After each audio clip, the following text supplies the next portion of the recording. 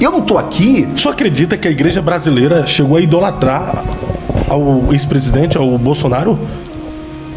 Foi idolatria que foi feita? Eu vou mostrar. Mas assim... Isso eu vou mostrar. Mas se a igreja chegou a idolatrar o Bolsonaro, isso foi culpa de parlamentares que estavam em volta do Bolsonaro. Eu ouvi discurso do senhor apoiando e dando ênfase ao Bolsonaro. Então levou o seu público.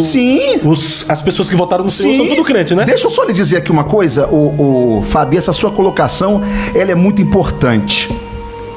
Quando eu vejo alguns vídeos meus antigos, eu me envergonho. Nunca falei isso. Eu me envergonho. Teve um que o Lula falou para que os apoiadores dele pressionassem os deputados, fossem na casa aí dos deputados.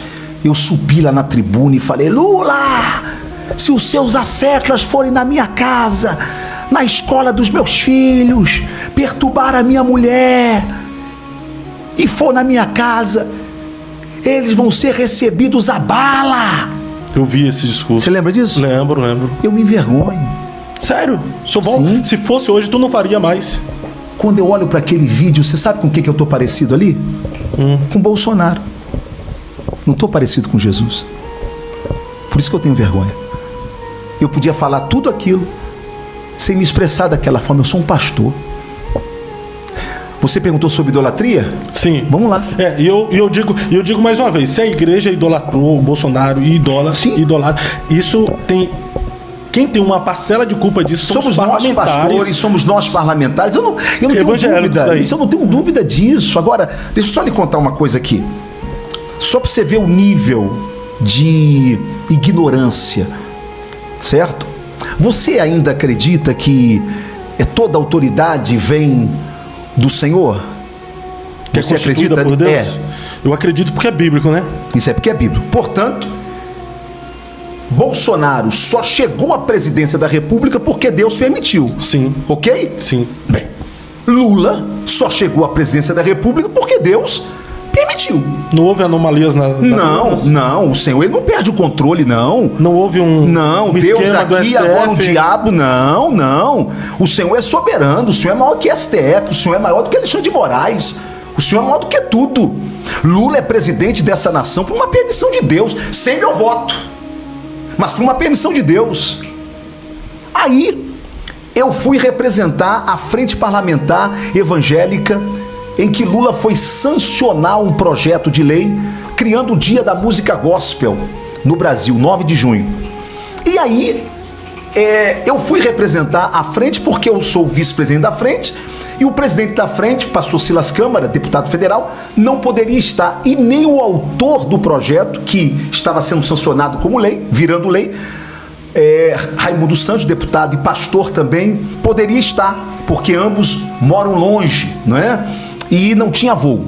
Eu fui representar a Frente Parlamentar Evangélica. Ali eu fiz uma fala.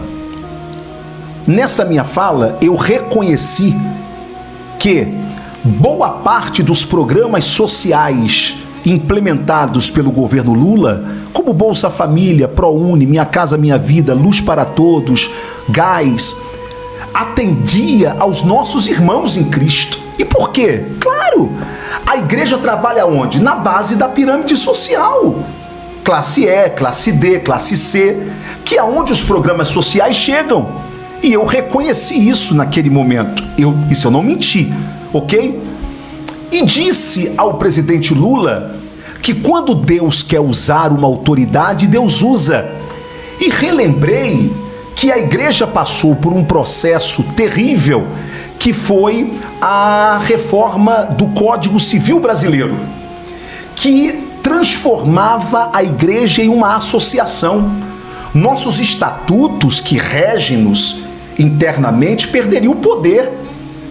Se dois homens quisessem reivindicar casamento em nossos templos, eles deveriam ser casados por nós pela lei. Foi uma confusão terrível que nós tivemos aqui no Brasil. Muito bem.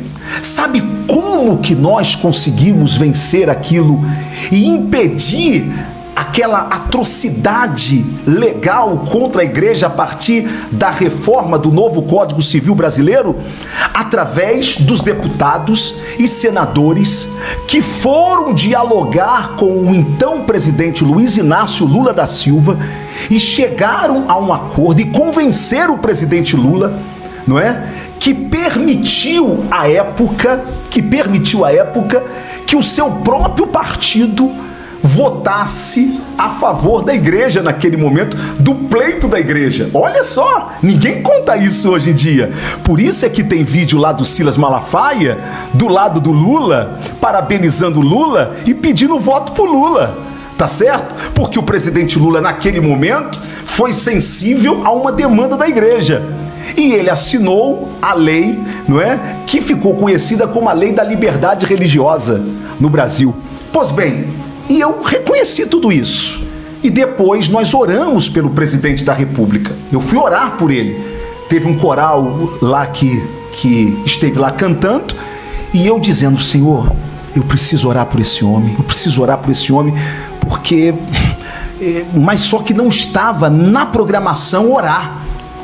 Quando o coral acaba de cantar, tem aquele silêncio, eu pego o microfone e me dirijo a ele e digo: presidente Lula, o senhor me permite fazer uma oração pelo senhor? Porque quando a igreja se reúne, presidente, ela abençoa. Ele olhou e disse: sim, deputado, eu permito, pode orar. E eu orei. Meu irmão, teve pastor me batendo, pastor indo para a rede social, teve pastor me chamando de comunista. Olha o nível que nós chegamos de desvio daquilo que é a igreja do Senhor, por causa de política. Quer dizer que eu não posso cumprir o meu papel de igreja, de orar pelo Lula? Eu não posso reconhecer coisas boas e que beneficiam o nosso povo? Tem algum pecado nisso? Mas me taxaram como lulista agora. Agora eu sou um novo comunista gospel e taxado por alguns pastores. Eu quero que me prove, em algum momento, eu declarando apoio a Lula, eu dizendo que voto em Lula. Tem vídeos de pastores aí que já votaram em Lula. Eu nunca votei, eu nunca tive essa experiência, eu nunca votei no PT. E não vem dizendo que aquele Lula era outro Lula, esse Lula. Não, Lula sempre foi Lula. Lula sempre foi Lula. E se apoiava porque queria apoiar. Ok? Agora, colocar em mim esse rótulo de que eu agora sou esquerdista, comunista, por quê? Porque... E outra coisa, fiquem sabendo, todas as vezes que Lula precisar de oração, pode contar comigo. Eu oro, se eu tiver a oportunidade, eu vou evangelizá-lo, porque a alma de Lula vale para Deus tanto quanto a alma de Bolsonaro vale para Deus. Bolsonaro para Deus não é mais importante do que Lula, não.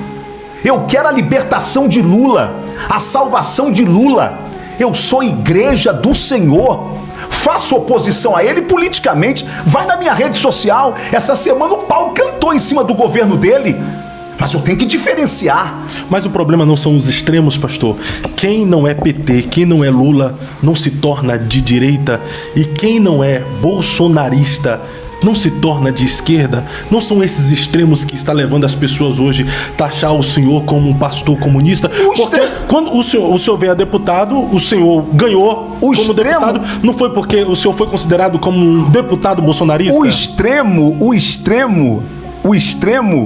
ele é alimentado pela ignorância.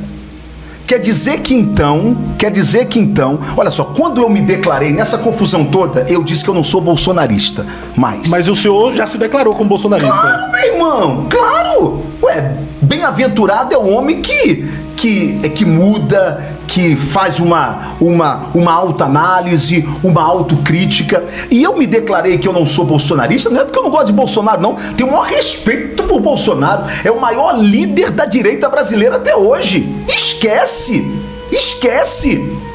Eu disse que eu não sou bolsonarista Para esses caras me deixarem livres e solto, e eles nunca vão me deixar, enquanto eu tô falando, eles estão lá na sua rede, comunista, tá, pastor comunista, estão lá agora, né?